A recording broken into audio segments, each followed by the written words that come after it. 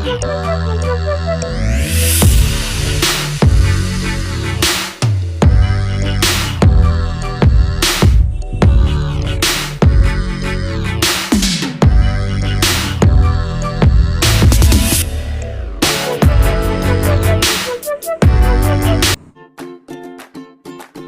বন্ধুরা, আমি রিমা এবং আপনারা দেখছেন রিমার রান্নাঘর।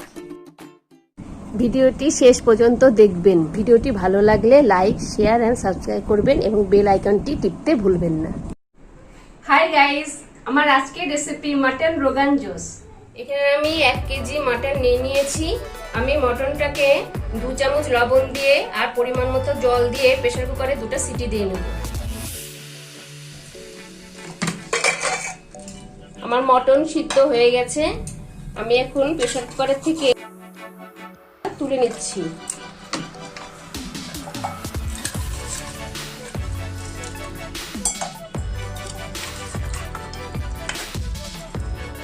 মটনগুলো আলাদা পাত্রে রেখে স্টকটাকে একটা বাটিতে ঢেলে রাখবো।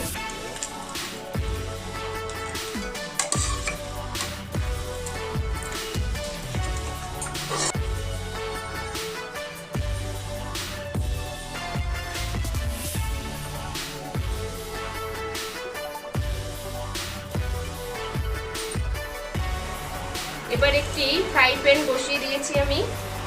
এরপরে এটাতে একে একে আমি 10-12টা শুকনো লঙ্কা, 2 চামচ ধনিয়া, 2 চামচ জিরে, 2 চামচ মৌরি, 2টো দারচিনি, একটা বড় এলাচ, 4-5টি ছোট এলাচ, কয়েকটি লবঙ্গ, কয়েকটি গোলমরিচ দিয়ে আর জয়িত্রী দানা দিয়ে আমি মশলাটাকে গরম করে নেব।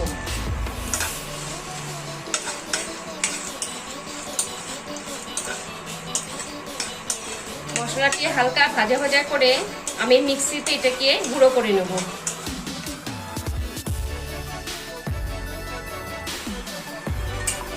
আমার মশলাটি গুঁড়ো করা হয়ে গেছে। আমি এটিকে এখন মাংসের স্টক জলটাকে দিয়ে গুলে রেখে দেব।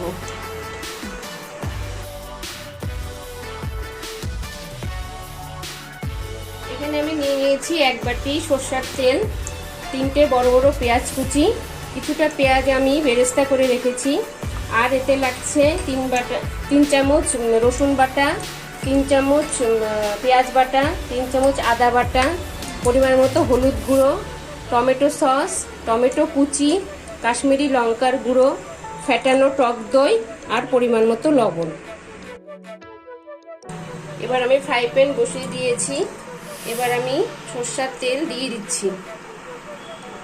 আমার তেল গরম হয়ে গেছে। এবার আমি পেঁয়াজগুলো ছেড়ে দিচ্ছি।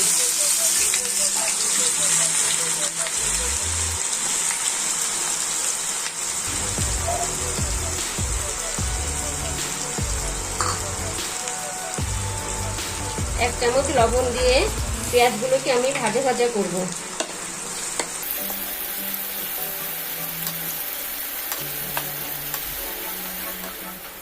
আমার পেঁয়াজ হালকা হালকা ভাজা হয়ে গেছে। এখন আমি এর মধ্যে টমেটো কুচিটা দিয়ে দিচ্ছি।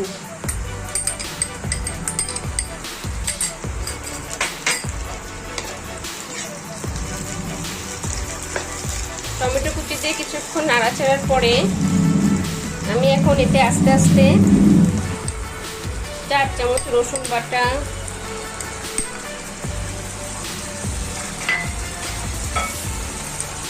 পেঁয়াজ বাটা,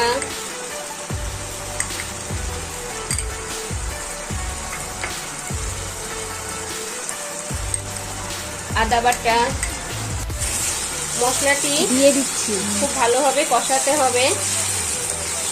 এখন এর মধ্যে আমি পরিমাণ মতো হলুদ দিয়ে দিচ্ছি।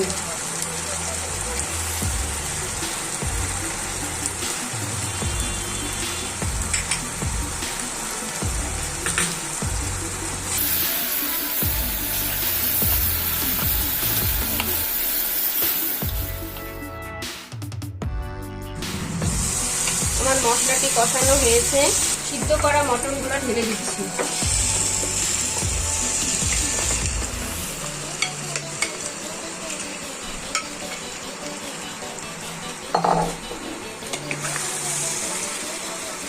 খুব ভালোভাবে কষাতে হবে যাতে মটনের সাথে মশলাগুলি খুব ভালো করে লাগে।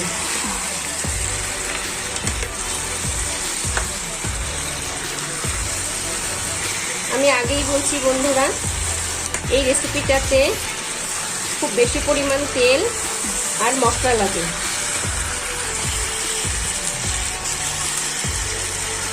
এর মধ্যে এবার আমি ফেটানো টক দইটা দিয়ে দিচ্ছি।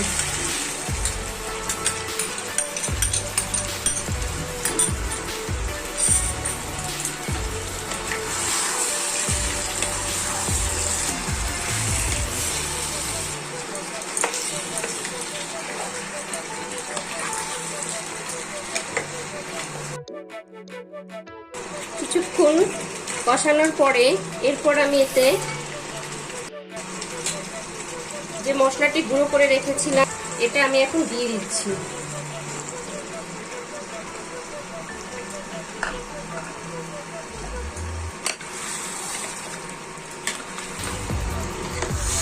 আমার মাংস কষানো হয়ে গেছে।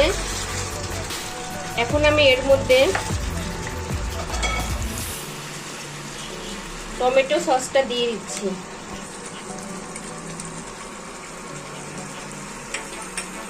আর পেঁয়াজ যে বেরেস্তা করে রেখেছিলাম এটা ছড়িয়ে দিচ্ছি।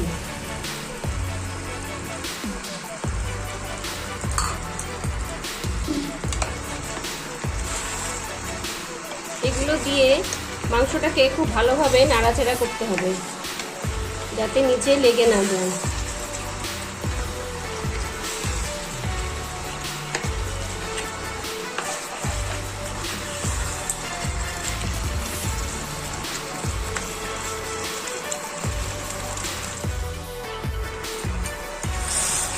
এরপর আমি মাংস সিদ্ধ করে যে স্টকটা রেখেছিলাম ওটা এখন এই কষানো মাংসের মধ্যে দিয়ে দেব।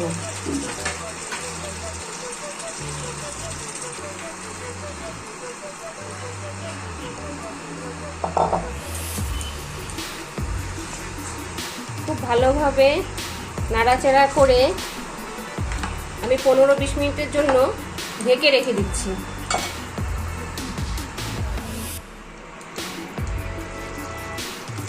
আমার মটন রোগান জোশ তৈরি।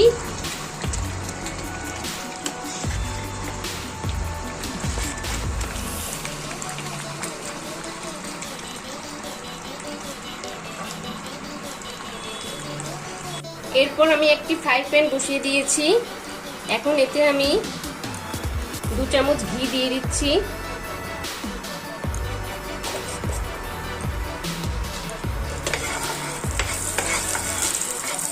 ঘি গরম হয়ে এলে আমি এর মধ্যে 2 তেজপাতা,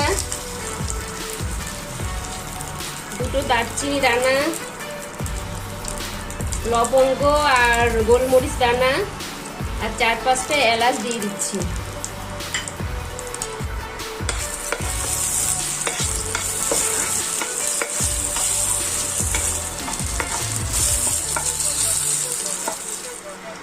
আর 1 চামচ কাশ্মীরি লঙ্কার গুঁড়া দেব কালার হওয়ার জন্য।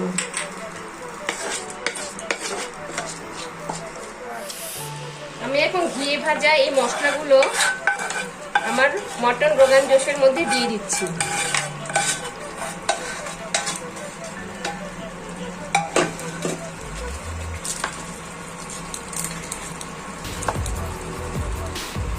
আস্তে আস্তে নাড়াচাড়া করে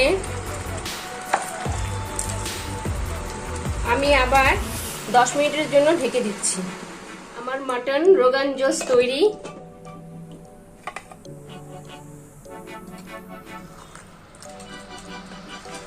আমি এখন এটা আস্তে আস্তে একটি পাত্রে উঠিয়ে নিচ্ছি।